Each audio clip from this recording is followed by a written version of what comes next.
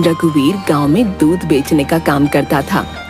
रघुवीर के पड़ोस में उसका भाई ललित रहता था और वो भी दूध बेचने का काम करता था। पता नहीं पिताजी ने ललित को एक गाय क्यों दे दी। अगर उन्होंने ऐसा ना किया होता तो आज पूरे गांव में सिर्फ मैं ही दूध बेचता।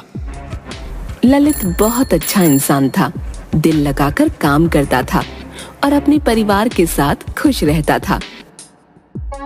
मगर रघुवीर हमेशा अशांत रहता था, सभी का बुरा करने में लगा रहता था।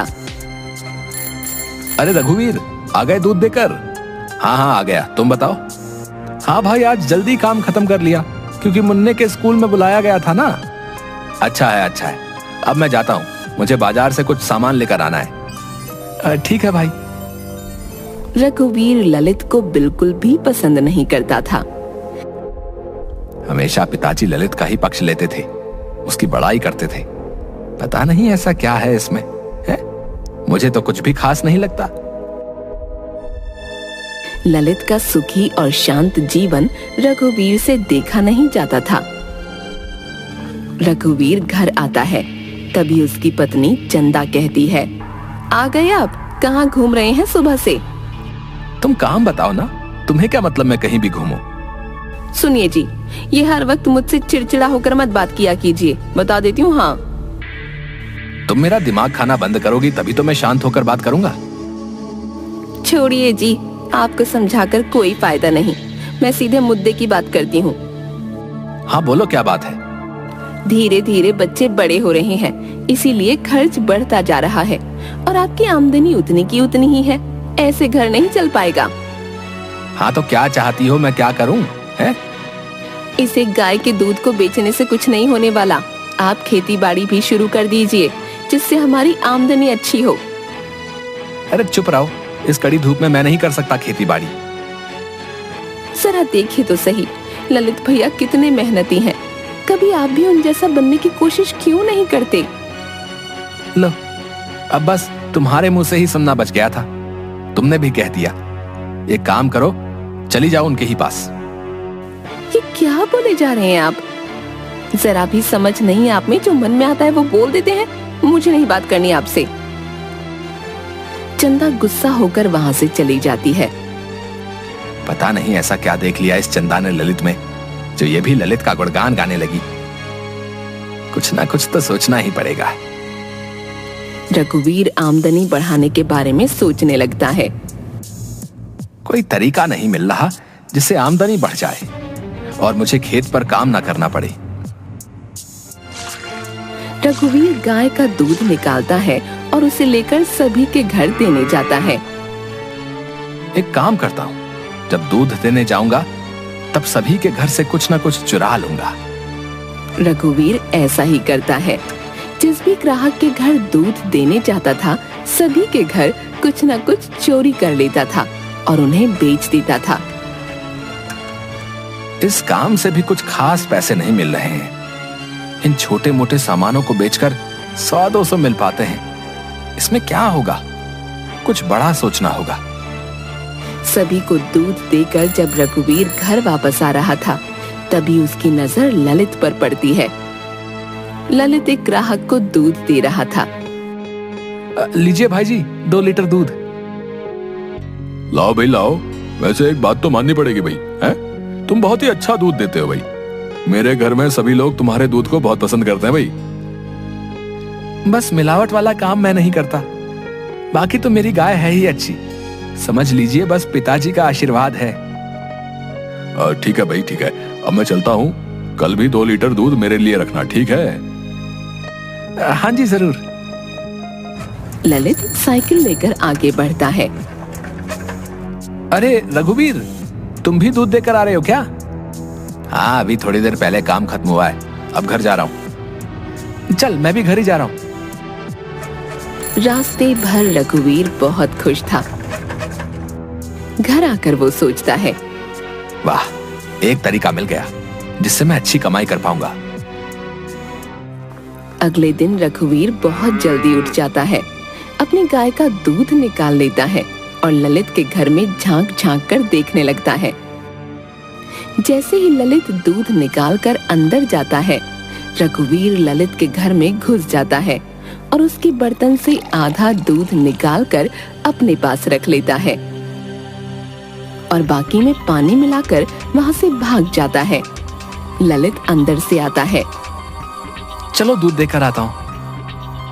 रघुवीर पहले की ही तरह अपने सभी ग्राहकों को दूध दे देता है और साथ ही ललित के पास से चुराया हुआ आधा दूध घूम घूम कर बेच देता है। वाह, क्या दिमाग लगाया मैंने। इस तरीके से तो अभी मेरी अच्छी कमाई होगी। साथ ही आने वाले दिन में ललित के ग्राहक भी कम होंगे और वो भी मेरे पास ही आएंगे। ग्राहक बढ़ जाएंगे तो अभी से भी ज्यादा पैसे आएंगे हैं। ललित पर वर्षों से भरोसा होने के कारण कोई भी ग्राहक ललित से दूध की शिकायत नहीं कर रहा था। अब तक लोगों ने ललित से दूध की शिकायत करनी क्यों नहीं शुरू की? लगता है मेरी ये योजना काम नहीं आई। अब कुछ और करना होगा। रघुवीर कुछ अलग सोचने लगता है। अब एक ही उपाय है और मैं उसे भी करूंगा। रघुवीर सुबह सुबह ललित के दूध में जहर मिला देता है और भाग जाता है। ललित सभी को दूध देकर आता है। दूध पीते ही कई लोगों की मृत्यु हो जाती है और कई लोग अस्पताल पहुंच जाते हैं। सभी ललित के घर आकर पत्थर मारने लगते हैं। अरे, ये क्या हो गया? अचानक इतनी भीड़। ललित, आज तुम बच नहीं पाओगे। तुमने दूध में जहर मिलाकर हमें दिया था ताकि हम मर जाएं। रुको, अभी तुम्हें बताते हैं। ललित कुछ नहीं समझ पाता। सभी उसे मारना शुरू कर देते हैं। तभी पुलिस वहां आती है और ललित को पकड़ कर ले जाती है। ललित की पत्नी मोना वहां आती है। रुक जाइए, मेरे पति को छोड़ दीजिए, उन्होंने कुछ भी नहीं किया है। पुलिस ललित को साथ लेकर चली जाती है। ललित की पत्नी और बच्चे रोने लगते हैं। तभी मोना की नजर रघुवीर पर पड़ती है। ऐसे दुख के माहौल में रघुवीर मुस्कुरा रहा था। मोना सोचती है, इस वक्त जब इनका भाई जेल जा रहा है तो ये मुस्कुरा रहे हैं, जरूर कुछ तो गड़बड़ है। मोना रघुवीर पर नजर रखने लगती है। ललित के जेल जाते ही रघुवीर पूरे गांव में अकेला दूध बेचने वाला बन जाता है। सभी उससे ही दूध लेना शुरू कर देते हैं। वाह, मजा आ गया। ललित जेल में पड़ा है और मैं यहाँ दुगनी कमाई कर रहा हूँ। आजकल रघुवीर हर वक्त खुश नजर आता था और हर रोज पैसे गिना करता था। अब बोलो चंदा, क्या बोलना चाहती हो? देखो तो जरा कितनी कमाई हो रही है। हाँ जी, ये तो कमाल ही हो गया। आप इतनी अच्छी कमाई कर रहे हैं, इसी खुशी में क्या मैं मायके से हो आऊं? हाँ हाँ, क्यों नहीं। जाओ, मैं बहुत खुश हूँ। जहाँ घूमना चाहो वहाँ घूम कर आओ। ये लो पैसे रखो, कुछ चाहिए होगा तो खरीद लेना। चंदा मायके जाने से पहले मोना के पास आती है। भाभी, मैं कुछ दिनों के लिए माँ के घर जा रही हूँ, तब तक आप इन्हें रोज रात का खाना दे दीजिएगा। सुबह का खाना पड़ोस वाली दीदिया करेगी। अच्छा, ठीक है। रात के वक्त मोना रघुवीर के लिए खाना लेकर आती है तो देखती है रघुवीर नशे की हालत में है। अरे भाभी जी, आप यहाँ? हाँ, खाना देने आई हूँ। ओ, रख दीजिए। वैसे आपको तो ललित की बहुत याद आती होगी, है? बेचारा गया जेल। और कौन भेजा उसे जेल? मैं। जी जी भाभी जी, सही सुना आपने। मैंने भेजा है उसे जेल। आपने भेजा है जेल? मगर कैसे और क्यों? अरे भाभी जी, आप भी ना कुछ समझती नहीं है। मैंने ही तो दूध में जहर मिला दिया था, जिस वजह से उसे जेल हुई। वैसे जब जेल से आए तो कहिएगा मैंने उसे बहुत याद किया। रघुवीर की बातें सुन मोना हैरान रह जाती है। मेरा शक सही था।